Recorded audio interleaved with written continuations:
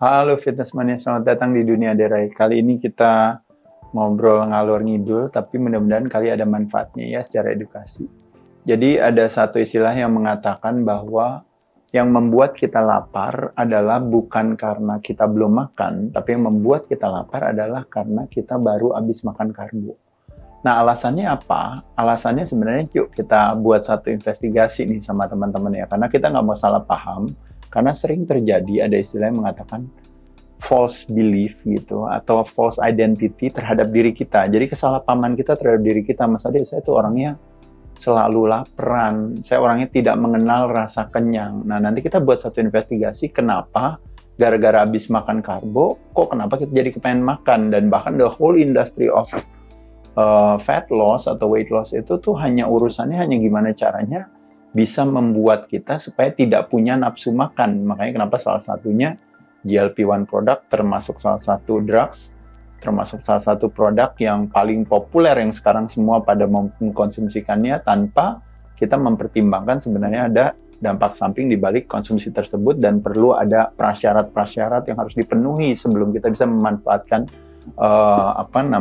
penggunaan obat tersebut. Terlepas daripada itu nih teman-teman, saya kasih konsep yang seperti ini nih kalau teman-teman lihat. Nah, ini kebetulan saya lagi di Bali, jadi ngobrolnya sama Chandra nih teman-teman ya, kenalin ya nih Bro Chandra nih. Nah, jadi teman-teman bisa lihat ya di sini ya. Jadi Bro Chandra, kalau saya tanya sama brother ya misalnya ya, kalau kita gula darah kita itu kan kalau teman-teman tahu itu kira-kira di 90 sampai 100 itu miligram per desiliter darah ya. Itu adalah range kira-kira yang namanya kalau kita boleh bilang hitungan daripada gula darah kita tuh harusnya kurang lebih di kisaran seperti itu. Nah, tapi karena kita mengkonsumsikan makanan otomatis yang namanya terjadinya lonjakan gula darah hadir kan di sana kan. Nah, ketika gula darahnya hadir naik ke atas gitu, gula darahnya naik melebihi daripada 100 tadi, bahkan bisa sampai naik ke 160, naik ke atas 160. Nah, pada saat itu pertanyaannya kalau saya tanya sama Bro Chandra, itu bahaya atau nggak buat badan kita kalau gula darah kita naik tinggi? Bahaya ya, bahaya karena bahaya terhadap sistem syaraf, bahaya terhadap juga kalau kita ngomongin terhadap otak dan sebagainya. Makanya kenapa badan punya kecerdasan sendiri, setiap kali kita makan tepung, terigu dan turunannya, makan nasi, makan kentang, makan ubi, makan keripik, kerupuk, minum gula, dan sebagainya. Ketika gula darah kita naik, pasti badan kita membuat mekanisme untuk selalu menurunkan gula darah kita. Nah, yang menurunkan gula darah kita adalah pankreas kita yang merilis hormon namanya insulin. Nah, jadi insulin tiap kali kita makan, gula darahnya kan naikkan ke atas. Ini kan di jam 7 pagi kita makan bubur ayam, gula darahnya naik ya. Nah, begitu gula darahnya naik ke atas, otomatis pasti insulin akan berusaha untuk menurunkan gula darah kita untuk dibalikan ke baseline kita. Cuma kadang-kadang sering waktu turun itu, sering melewati daripada baseline tersebut. Nah, makanya kan kalau istilahnya, kalau teman-teman tahu, dilihat di sini. Kalau kita makan karbo kan naiknya segini. Kalau kita makan protein naiknya cuma segini. Tuh. Kalau kita makan lemak, bahkan dia nggak ada kenaikan sama sekali. Nah, jadi ketika kita buka dengan yang manis-manis, kita makan karbo naik ke sini, otomatis kan terjadi penurunan kan, bener gak? Untuk dikembalikan lagi ke baseline-nya di 90-100 ini. Nah, sekarang pertanyaannya kalau saya lihat, kalau Chandra saya ajak naik ke lantai 2, lantai 3, atau naik ke lantai 4, untuk dibalikin lagi ke lantai 1, berarti semakin tinggi, semakin curam nggak turunnya? Betul kan? Ya. Nah, kecuraman tersebut itu yang dikenal dengan yang disebut namanya crash. Atau yang dikenal namanya sugar crash. Atau insulin crash.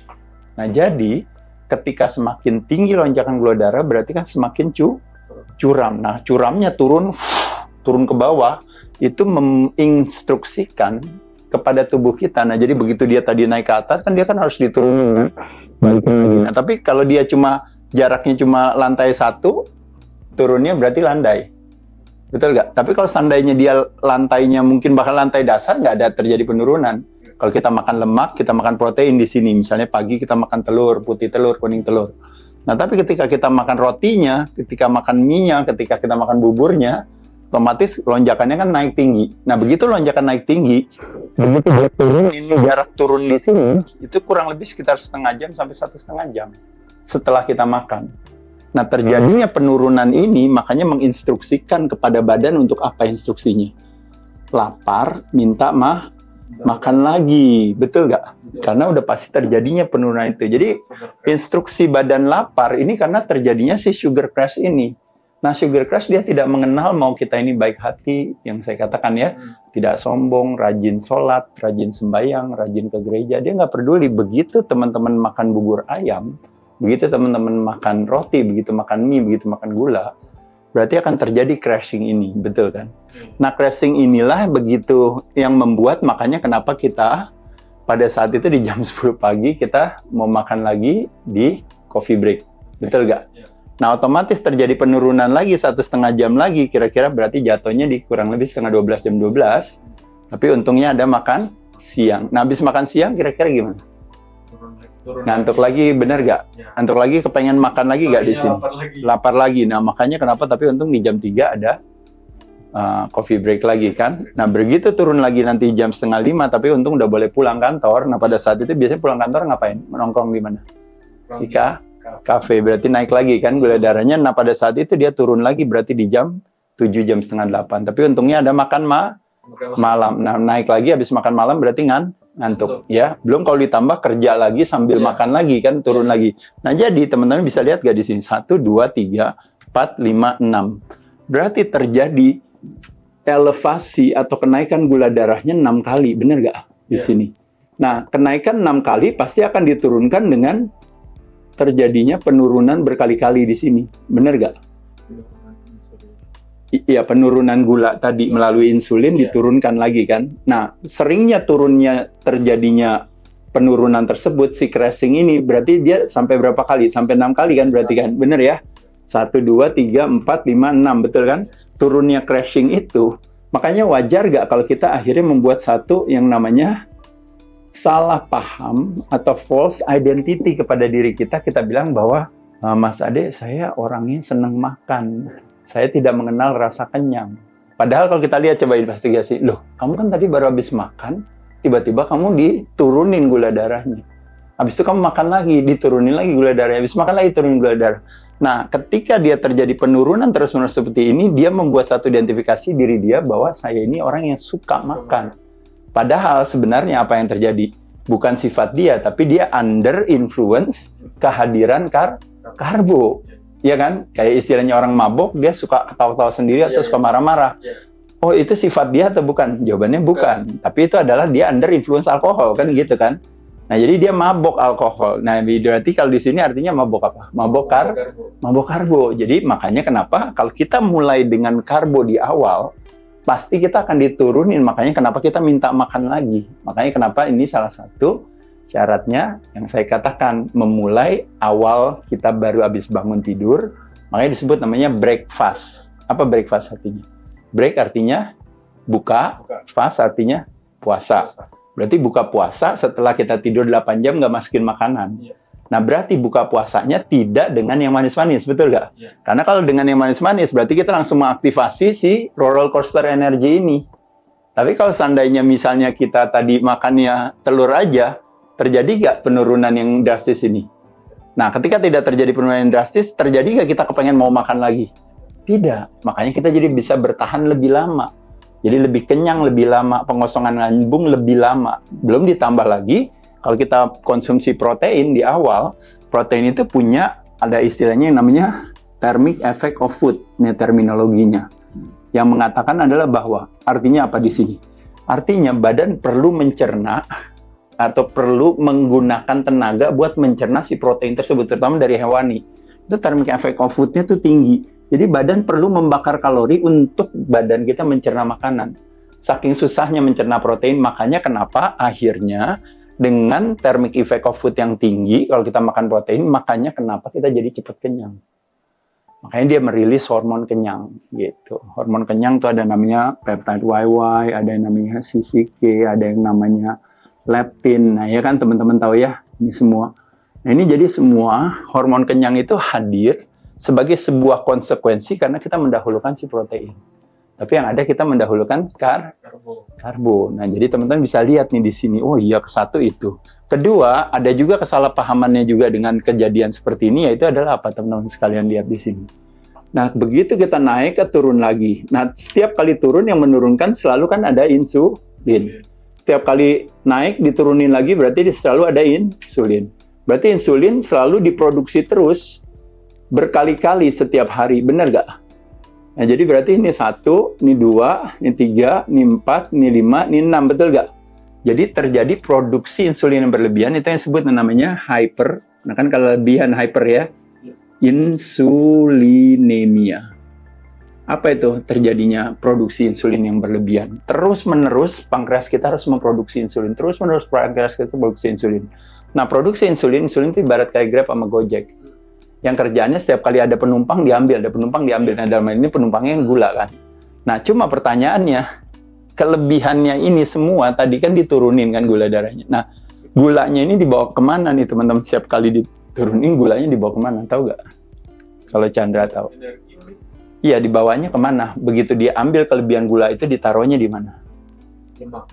Ya betul, terakhirnya dia akan taruh di lemak. Jadi insulin itu adalah sebagai salah satu, setiap terjadi kehadiran insulin, dia memberikan garansi kepada badan kita nggak bisa bakar lemak. Karena apa? Karena kehadiran si Grab dan Gojek ini selalu pasti akan final destinasinya adalah pasti ke lemak kita. Makanya makan nasi jadi lemak, minum gula jadi lemak, makan tepung jadi lemak. Padahal nasi, tepung, gula kan nggak ada lemaknya. Tapi kenapa jadi lemak? Karena ketika kelebihan gula tadi, kelebihannya itu disimpan di dalam sel lemak. Nah, tapi ada trikinya nih teman-teman di sini. Sebelum ditaruh di lemak, istilahnya permisi atau punten atau kulonwon dulu, dia kemana? Mintanya kemana? Ke otot. Nah, makanya kenapa habis makan karbo harus langsung post meal, harus langsung gerak melibatkan yang ada otot paling banyak supaya dia banyak bekerja, yaitu adalah otot apa? Kaki, karena kaki adalah otot paling banyak. Makanya kenapa habis makan 30 menit disuruh jalan makan karbo, itu alasannya gitu. Nah, selain itu juga strategi yang lainnya juga adalah apa? Yang bikin bisa membuat lonjakan gula darahnya ini bisa didiskon. Jadi kenaikannya jadi tidak setinggi ini. Yaitu adalah ada apa aja? 1, karbonya di belakang karbolas. 2, nggak boleh karbo sendirian, no naked karbo. Artinya karbonya harus dicampur. Jadi kalau makan bubur harus sama ayamnya, sama sayurnya atau apanya. Kalau seandainya mau makan ayam, kalau mau makan nasi, berarti makan ayamnya dulu, makan sayurnya dulu, baru makan nasinya di belakang gitu. Atau nasinya dicampur langsung semua. Atau bisa juga dengan cara langsung gerak 30 menit setelah makan karbo. Atau ada juga strategi yang lain juga. Selain gerak sesudah, gerak juga sebelum juga bisa. Nah, ada satu penelitian baru juga yang mengatakan kalau seandainya habis latihan kaki gitu, habis itu baru kita makan karbo, lonjakan gula darahnya itu didiskon jadi sampai 40%. Terjadi penurunan, tadi misalnya ini 100% naiknya, gara-gara tadi baru habis latihan beban kaki atau latihan aktivitas atau kita baru gerak, dia kenaikannya dia turun gitu. Akhirnya jadi terjadi penurunan kurang lebih 25-40%. Dapat diskon lah gitu ceritanya. Nah, termasuk juga satu lagi adalah apa? Sebelum makan karbo, minum apa? Cuka apel. Nah, ini juga sama, juga dapat juga yang namanya istilahnya diskon kurang lebih sekitar 40%-an terjadi lonjakan gula darahnya. Nah, pertanyaannya balikin lagi Chandra tadi, kenapa lonjakan gula darah itu begitu pentingnya? Karena kalau seandainya lonjakannya tidak terlalu tinggi, maka tidak terjadi instruksi kita minta makan. Nah, sedangkan the whole industry adalah it's all about mematikan keinginan kita untuk minta makan. Makanya kenapa salah satu yang populer yang saya katakan tadi yang disebut namanya GLP-1 drugs, itu salah satu yang tujuannya adalah kalau kita beli di luar sana, kita konsumsi obat tersebut, maka si hipotalamus kita, kepala kita bilangin ke badan kita untuk udah tahan dulu, jangan makan lagi dulu, udah kenyang. Nah, tapi kita lakukan ini dengan cara pertolongan dari luar. Yang sebenarnya harusnya ada nuansa urgensi, tapi yang ada kita jadikan lifestyle. Setiap kali kita makan banyak, kita makan si GLP-1 drugs tersebut. Nah, yang ada terjadinya akhirnya pengosongan lambung yang dibikin lama, yang secara tidak alami tadi, makanya nanti bisa terjadi pembusukan, bisa terjadi satu dan lain hal, leaky gut, bisa terjadi termasuk juga permasalahan hilangnya kekuatan tulang dan kekuatan massa otot itu nanti side effect-nya lah. Tapi poinnya dari cerita ini adalah cuma mengatakan adalah bahwa banyak cara strategi yang bisa dilakukan untuk menghindari keinginan kita untuk makan. Apalagi kalau teman-teman pagi misalnya langsung puasa, langsung aktivitas, apa yang terjadi teman-teman? Pada saat puasa langsung aktivitas. Nah kan kalau pagi bangun, kan otomatis kan terjadi yang saya sering cerita. Kita stres karena tidak dikasih makan, makanya kortisol hadir. Nah lalu yang kedua, nah karena nggak dikasih makan kita suruh langsung aktivitas atau langsung gerak, makanya kenapa badan kaget, akhirnya merilis hormon kaget itu yang dikenal dengan yang namanya adrenalin atau yang dikenal dengan namanya kalau epinefrin gitu ya. Nah, teman-teman lihat di sini adrenalin atau noradrenalin hadir, kortisol hadir, adrenalin hadir. Gula darahnya kalau misalnya ini kan makan kan tinggi, kan diturunin ke bawah. Nah, kalau puasa kan berarti kan gula darahnya turun harusnya kan. Karena kan nggak dikasih makan kan. Tapi sama badan kita dinaikin ke atas. Siapa yang menaikkan gula darah? Nah, kalau ini kan insulin. Kalau ini yang disebut namanya glukagon. Jadi melalui pankreas yang sama, tapi kalau insulin melalui beta sel, kalau glukagon melalui alpha sel, nah dia menaikkan gula darah. Nih glukagon hadir di sini. Nah selain itu juga kalau gitu saya begitu udah nggak ada tenaga kan nih nggak ada makan. Nah terus yang ada malah saya disuruh kerja sama Mas Ade, disuruh olahraga dalam kondisi perut kosong. Wah itu nanti saya pakai otot aja loh sebagai tenaganya gitu. Yang ada badannya bilang enak aja otot. Nggak boleh dipakai, kamu pakai apa? Lemak sebagai cadangan energi kita. Nah, otot dijagainnya dengan cara apa? Dengan dirilis hormon yang menjagain otot kita. Makanya disebut is a muscle sparing hormone. Ini kenal dengan human growth hormone. Jadi human growth hormone diproduksi, hadir. Glukagon diproduksi untuk naikin gula darah. Insulin membuat kita jadi stay fokus. Kortisol hadir, stres karena memang nggak dikasih makan. Nah, tapi teman-teman di sini loh, Mas Ade bahaya dong kalau stres kortisol itu kan berarti kan gula darah naik. Memang terjadi kenaikan gula darah dalam arti misalnya terjadi yang namanya fenomena fajar dan fenomena di jam 6 sampai jam 8 pagi gula darahnya memang naik. Tapi saya kasih tahu teman-teman sekalian. Jadi ada istilah yang mengatakan adalah bahwa stres kan katanya nggak baik. Kalau apa? Kalau stresnya emosional, tidak bisa diatasi. Misalnya contohnya kita stres gara-gara ketakutan, kecemasan, anxiety, cicilan yang nggak kelar-kelar, ya kan? Atau misalnya mungkin stres gara-gara mungkin kita punya mentalitas konflik atau versus, ini nggak kelar-kelar, 24 jam, 7 hari stres terus. Tapi kalau ini, kita puasa, berarti kalau puasa selalu ada buka. Kalau olahraga, kan stres juga kan? Wah dikasih beban, dikasih suruh lari, suruh apa, tapi ada waktu selesai. Kalau kita sauna, masuk kan stres kan, panas kan, tapi ada pintu keluar setelah sauna terjadi yang namanya rebound parasympathetic nervous system, relax response. Nah jadi ini artinya apa ini semua hadir, semua ini semua. Ini hadirnya yang disebut dengan namanya dia memang stres bener, tapi stresnya by design. Apa tuh artinya stres by design tuh? Apa tuh artinya? Artinya stresnya yang ciptain adalah saya sendiri dengan sengaja karena menciptakan stres ini tujuannya adalah ingin apa?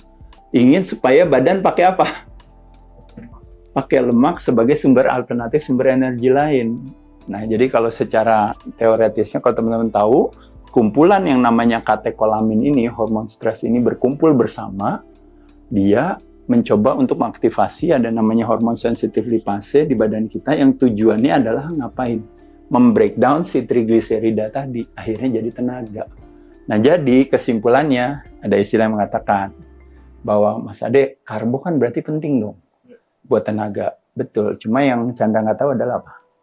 Kalau pagi badan nggak dikasih karbo dari luar, berarti badan akan mencari karbo dari dalam. Siapa yang cari karbo dari dalam? Si lemak kita sebagai cadangan energi kita. Dengan cara apa lemaknya akhirnya jadi dipakai oleh badan kita? Dengan menciptakan stress by design. Nah, jadi makanya kenapa badan kita punya kecerdasan pinter sendiri di sini, sehingga akhirnya ketika dia pakai lemak sebagai sumber tenaga, terjadi gak yang namanya roller coaster energi? Nah, terjadi yang namanya slow, ibaratnya slow steady daripada si gula darah. Makanya kenapa kita jadi nggak kepengen makan. Makanya puasa sebagai salah satu strategi yang tepat. Nah, di sisi lain, kalau teman-teman melakukan ini terus-menerus, terjadi yang namanya hyperinsulinemia. Bayangkan kalau seandainya produksi insulin yang terus berlebihan, jadi setiap kali Grab dan Gojek datang, bawa penumpang kan harus ditaruh di lemak misalnya, atau di sel di dalam tubuh kita. Nah, bayangin lama-lama setiap kali ini udah sampai puluhan tahun, akhirnya apa yang terjadi? Ruangannya penuh. Nah, begitu ruangannya penuh, berarti sedangkan kok kamu datang terus tiap pagi, datang bawa Grab, bawa penumpang, tolong masukin. Bawa penumpang, tolong masukin. Bawa penumpang, tolong masukin. Bawa penumpang, tolong masukin. Kan begitu kan? Nah, itu kan terus-menerus datang terus kan, bener gak, Chan? Nah, ketika terus-menerus datang terus, berarti kan lama-lama semua yang dimasukin ke badan kita, berarti kan terjadi yang namanya keterbatasan ruangan. Nah, keterbatasan ruangan tersebut, itu yang disebut dengan namanya ketika penuh, maka sel membuat penolakan, tolak. Menolak siapa? Menolak insulin yang membawa gula. Bener gak? Nah, itu yang disebut dengan namanya, kalau penolakan namanya resistensi.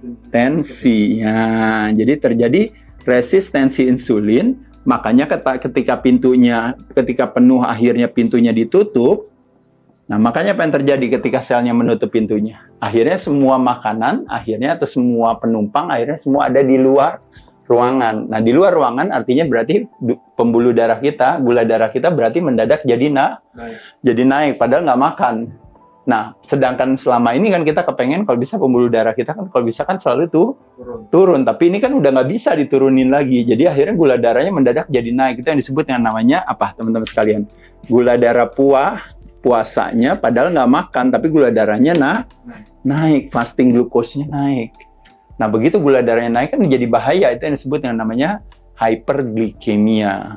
Ya kan, glikemia itu kan gula, hypernya kan berarti terjadi kelebihan. Nah, ketika kondisi seperti itu kan berarti bahaya buat sistem syaraf dan sebagainya. Makanya akhirnya orang ngapain? Beli obat buat nurunin gula darah, betul nggak? Nah, yang terjadi di situlah makanya kenapa ketika beli obat buat menurunkan gula darah, akhirnya gula darahnya dipaksa diturunin. Benar Kak? Apakah dengan metformin, dengan berusaha untuk membuka si pintu tadi dipaksain, ayo buka, atau dengan cara meningkatkan sensitivitas insulin dengan dia menggedor-gedor dinding-dinding yang lain untuk supaya biar bisa masukin orang ke dalam sana. Nah, apa yang terjadi dengan kondisi seperti itu? Terjadi yang namanya ketidakseimbangan. Tidak bahasa Inggrisnya seimbang, bahasa Inggrisnya ketidakseimbangan gara-gara tadi gula darahnya terlalu tinggi terus dan terjadi resistensi insulin, maka badan punya kecerdasan menciptakan keseimbangan baru. Nah, itu yang disebut yang namanya homeostasis. Dengan cara apa? Dengan cara naikin gula darahnya, naikin tekanan darahnya, naikin kolesterolnya. Kenapa coba? Karena badan ingin berusaha menyelamatkan kita dari kematian. Nah, tapi ketika badan menciptakan keseimbangan ini, waktu tekanan darahnya naik, gula darahnya naik, kolesterolnya naik, dan sebagainya semuanya. Nah, pada saat itu, kondisi tendensi ini semua dibuat yang namanya terminologi. Apa terminologinya kalau gula darah naik? Diabetes tipe 2.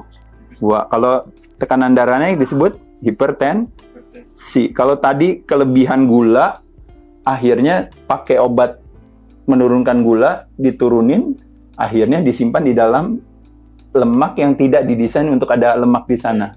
Di tempat yang tidak ada di sana, yang disebut yang namanya visceral fats-nya naik juga, ya kan? Nah, ini semua nama-nama ini kan hadir kan? Nah, begitu nama-nama ini hadir semua, pertanyaannya adalah apa yang harus kita lakukan dengan terjadinya badan menciptakan keseimbangan di badan kita ini? Yang ada biasanya adalah apa? Kita lompat ke dalam satu konklusi untuk bilang apa? Apa obatnya buat nurunin gula darah? Apa obatnya buat nurunin tekanan darah? Apa obatnya buat nurunin kadar lemak visceral fat kita? Nah, padahal sesungguhnya ini yang disebut namanya hilir.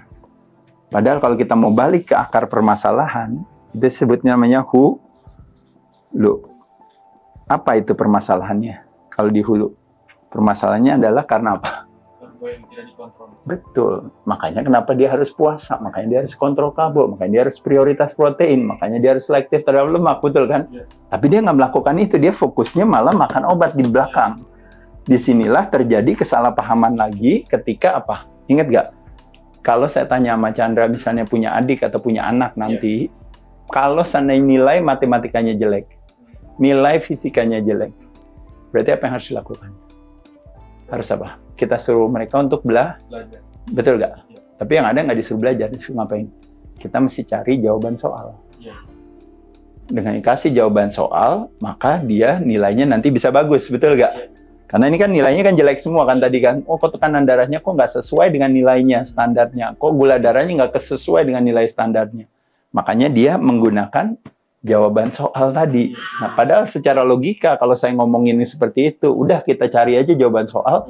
Ya kan secara logika orang bilang apa? Nggak bisa kayak gitu, Mas Ade. Kenapa? Karena kalau dianya nilainya jelek, berarti dia harus belajar. Nah, berarti kesimpulannya, kalau nilai kesehatannya jelek, berarti dia harus apa?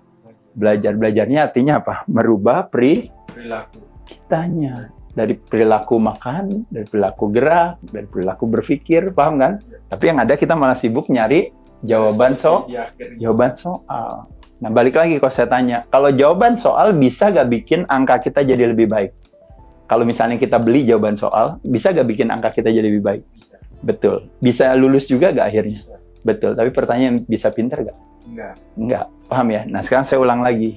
Kalau kita ketergantungan sama obat, bisa gak angkanya tekanan darah, gula darahnya jadi lebih baik? Bisa.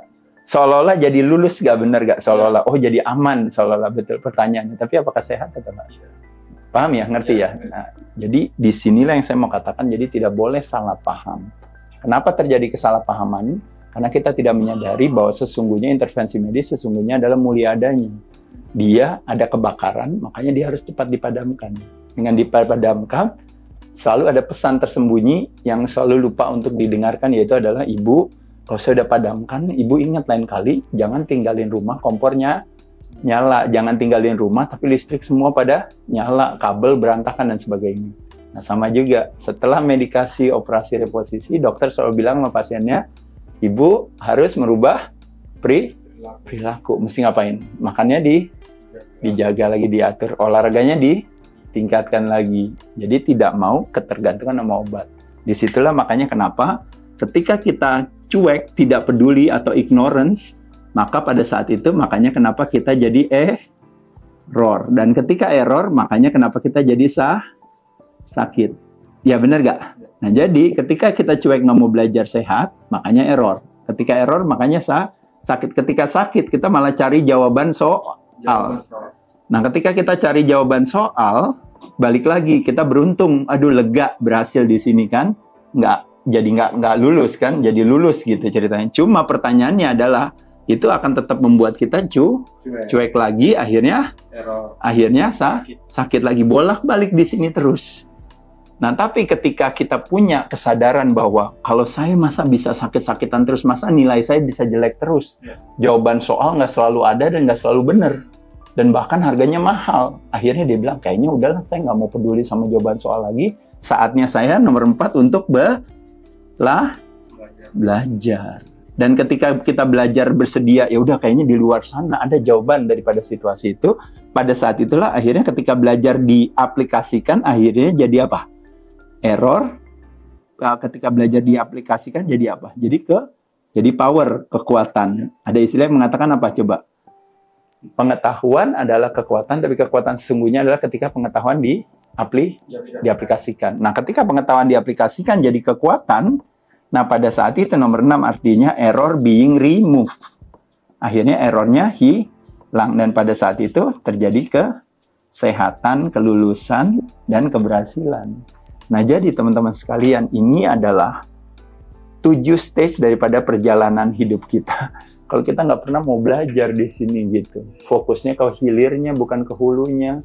Lalu kita bilang, saya salah false identifikasi, bilang bahwa saya adalah orang yang suka makan, Mas Ade ini apa? Padahal jawabannya adalah dengan dia kontrol makan paginya, dia fokus kepada protein yang lebih diutamakan, atau bahkan dia puasa sekalipun, pada saat itu apa yang terjadi? Pada saat itu ternyata mendadak dia bilang, oh ternyata saya bisa ya nahan rasa lapar. Oh ternyata saya nggak kenapa-napa ya pada saat saya nggak makan, tapi saya juga bisa aktivitas.